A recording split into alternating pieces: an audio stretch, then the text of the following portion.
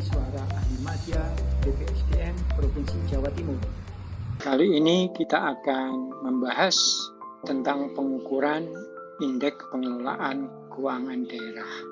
Topiknya adalah apa dan bagaimana cara mengukur indeks pengelolaan keuangan daerah. Apa itu indeks pengelolaan keuangan daerah? Atau sering disebut dengan IPKD. IPKD adalah satuan ukuran yang ditetapkan berdasarkan seperangkat dimensi dan indikator untuk menilai kualitas kinerja tata kelola keuangan daerah yang efektif, efisien, transparan, dan akuntabel dalam periode tertentu. Di sini ada seperangkat dimensi. Nah, seperangkat dimensi itu berupa 6 dimensi pengukuran indeks pengelolaan keuangan daerah. Apa saja itu? 1. Kesesuaian dokumen perencanaan dan penganggaran. 2. Pengalokasian anggaran belanja dalam APBD. 3. Transparansi pengelolaan keuangan daerah. 4. Penyerapan anggaran. 5. Kondisi keuangan daerah. Dan yang keenam, opini BPK RI atas laporan keuangan pemerintah daerah. Sobat ASN yang saya hormati, kita akan mencoba membahas lebih dalam tentang keenam dimensi pengukuran indeks pengelolaan keuangan daerah. Dimensi yang pertama adalah kesesuaian dokumen perencanaan dan penganggaran. Di sini ada 2 unsur yang akan dinilai, yaitu kesesuaian nomenklatur dan kesesuaian pagu anggaran. Apa yang disebut dengan kesesuaian nomenklatur? Dalam hal ini, Permendagri nomor 19 tahun 2020 yang disebut nomenklatur adalah nomenklatur program. Jadi antara program yang ada di dalam perencanaan pembangunan 5 tahunan atau yang disebut dengan RPJMD dengan rencana pembangunan tahunan atau yang disebut dengan RKPD, nomenklaturnya harus sesuai.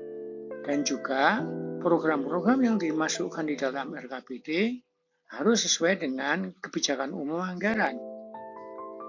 Dan setelah itu, kebijakan umum dan anggaran, program-program yang ada dicantumkan di sana harus sesuai dengan yang dicantumkan di dalam anggaran pendapatan belanja dan pendapatan belanja daerah.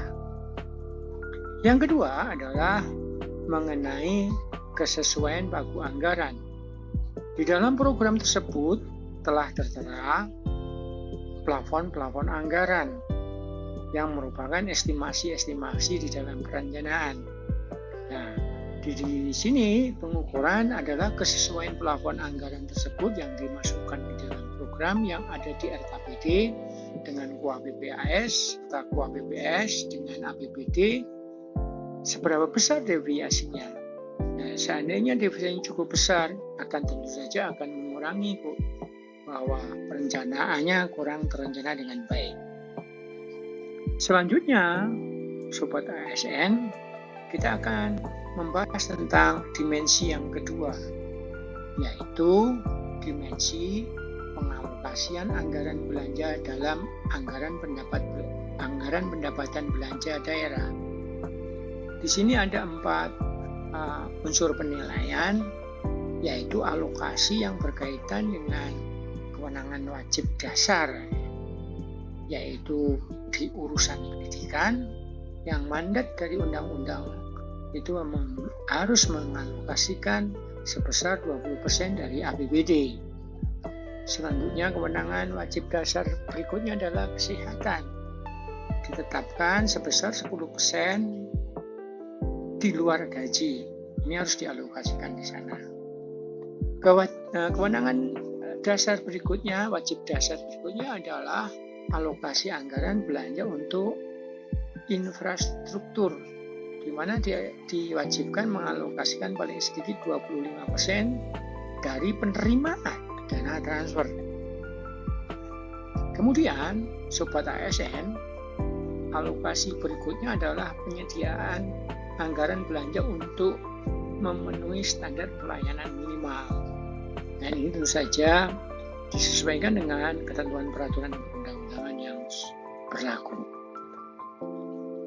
Selanjutnya, Sobat ASN, kita akan membahas tentang dimensi ketiga, yaitu transparansi pengelolaan keuangan daerah.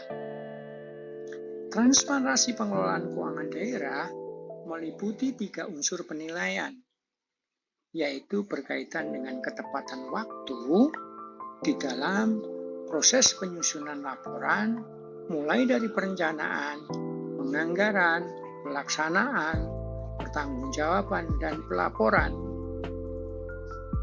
yang dimasukkan dalam sistem informasi pemerintah daerah yang disediakan oleh pemerintah. Dalam hal ini adalah Kementerian Dalam Negeri, di mana ketentuan Pendagri 19 menyebutkan paling lambat 30 hari dari batas akhir penyampaian laporan wajib telah dimasukkan ke dalam sistem informasi pemerintah daerah.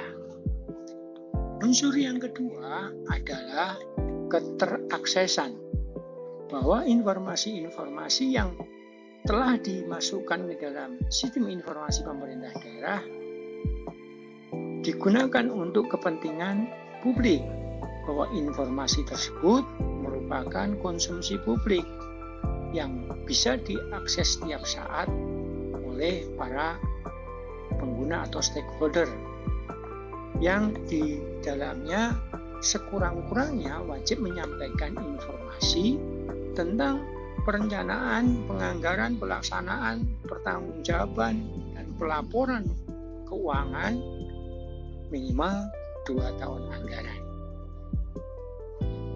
Baik, kita akan lanjutkan untuk dimensi berikutnya. Dimensi pengukuran berikutnya adalah yang keempat, yaitu penyerapan anggaran. Ada struktur di dalam APBD yang mengatur tentang struktur belanja. Nah, di sini akan diukur sejauh mana pemerintah daerah telah melaksanakan seluruh target-target yang telah ditetapkan di dalam APBD sebagai dokumen politik antara kepala daerah dengan DPR tentang alokasi belanja modalnya, alokasi belanja operasionalnya, dan alokasi belanja transfer, dan terakhir adalah belanja tak terduga. Sejauh mana antara target dan relasinya betul-betul telah dilaksanakan, yang disebut dengan penyerapan anggaran.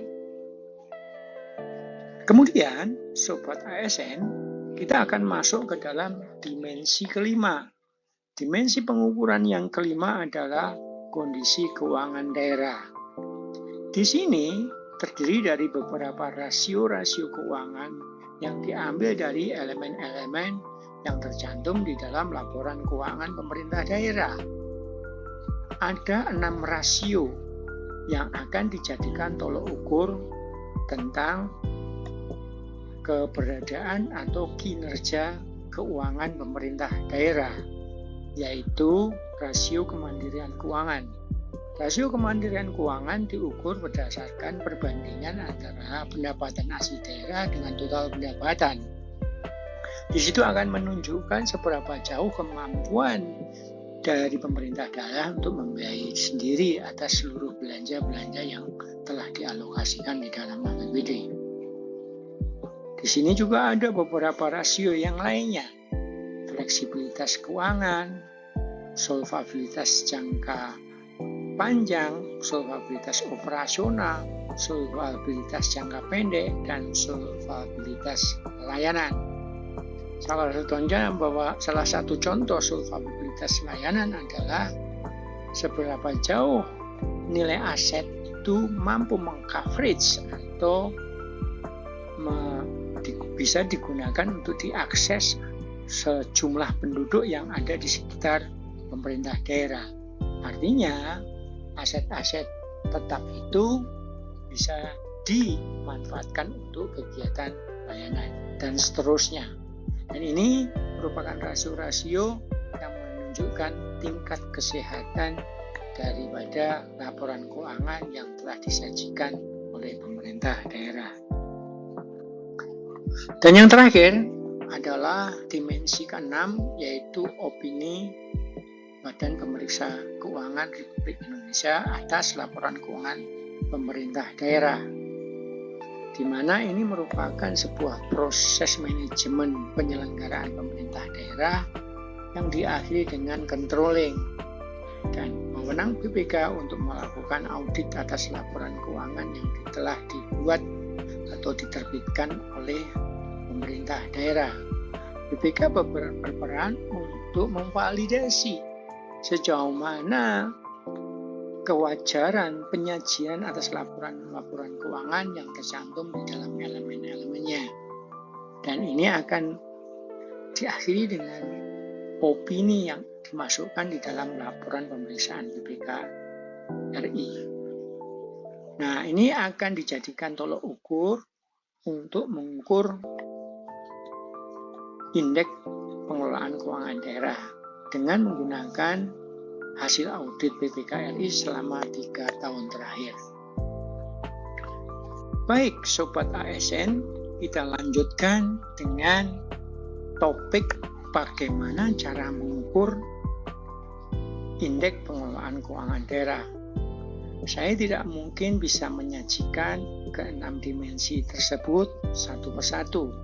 Karena keterbatasan waktu, saya ingin menyampaikan garis besarnya saja. Jadi, ukuran itu bergantung pada siapa yang mengukur. Yang mengukur dalam hal ini yang diberikan kewenangan adalah Kementerian Dalam Negeri untuk pengukuran indeks pengelolaan keuangan daerah provinsi.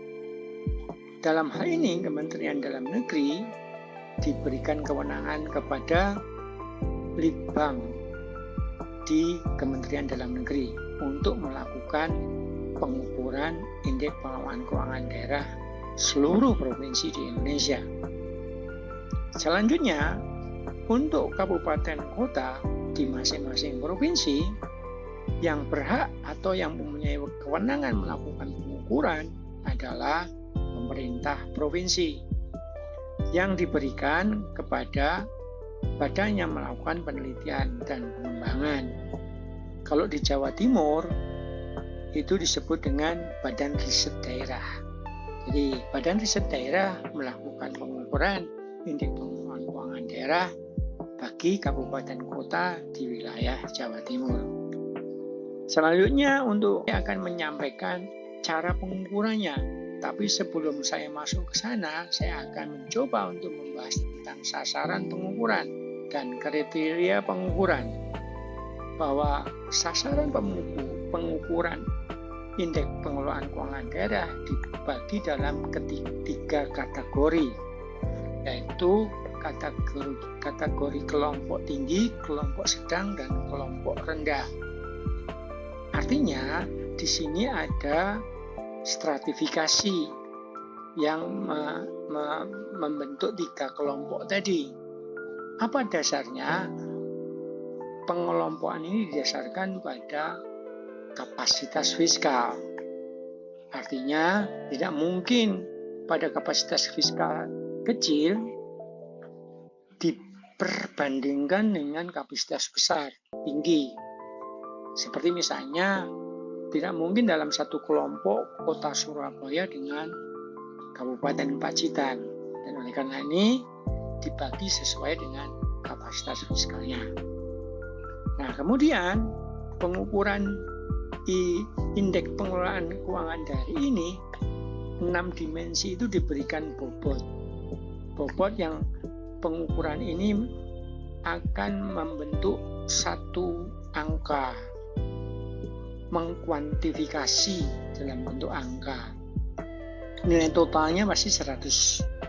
Jadi untuk masing-masing dimensi diberikan bobot kesesuaian dukungan perencanaan penganggaran 15%, pengalokasian anggaran belanja dalam APBD 20%, transparansinya 15%, penyerapan anggaran 20%, kondisi keuangan 15%, dan opini BPKRI 15%. Setelah seluruh dimensi itu dinilai berdasarkan dan di scoring berdasarkan bobot, masing-masing pemerintah provinsi atau pemerintah kabupaten kota akan mendapatkan nilai. Nilai ini kemudian akan diperingkat sesuai dengan kelompoknya. Kelompok tinggi dimasukkan dalam satu kelompok, kelompok sedang, dan seterusnya. Nah, pemeringkatannya ada 3 peringkat. Peringkat baik dengan nilai A, peringkat perlu perbaikan dengan nilai B, dan peringkat sangat perlu perbaikan dengan nilai C. Baik, Sobat ASN, sebelum saya mengakhiri, saya akan mencoba membuat sebuah simulasi tentang pemeringkatan indeks pengelolaan keuangan daerah sebagai sebuah contoh. Disebutkan di dalam Permendagri nomor 19 tahun 2020, proses pemeringkatan itu melalui sebuah proses perhitungan dengan menghitung standar deviasi. Bagaimana caranya? Sebagai contoh, ada 5 kabupaten dalam satu kelompok dinilai dengan pendekatan 6 dimensi. Hasil penilaian, Kabupaten A mendapat 73, Kabupaten B mendapatkan 40, Kabupaten C mendapatkan nilai 75, Kabupaten D mendapatkan nilai 60, dan Kabupaten E mendapatkan 12. Bagaimana cara menghitung standar deviasi? Yang pertama adalah mencari rata-rata nilainya. Dari 5 kabupaten tersebut, dijumlah total seluruh nilai masing-masing, kemudian dibagikan dengan jumlah kabupaten yang dinilai. Jadi didapat 260 dibagi dengan 5 kabupaten, hasilnya 52. Nah, kemudian nilai rata-rata ini digunakan sebagai standar untuk menghitung varian. Yang pertama adalah Kabupaten A. Katakanlah nilainya kita kasih simbol X. Ya, nilainya 73. Berapa selisih dengan rata-rata secara keseluruhan? Berarti 73 dikurangi 52. Selisihnya merupakan standar deviasi atau varian sebesar 21. Dan seterusnya. Jika ada nilainya yang di bawah rata-rata, pasti akan menghasilkan nilai negatif. Dalam hal ini adalah Kabupaten B dan Kabupaten E, karena nilainya di bawah nilai rata-rata. Selisih tadi dipangkatkan masing-masing, sehingga seluruh hasilnya menjadi positif. Kemudian dijumlahkan selisihnya tadi dan dibagi dengan N-1 untuk mendapatkan varian.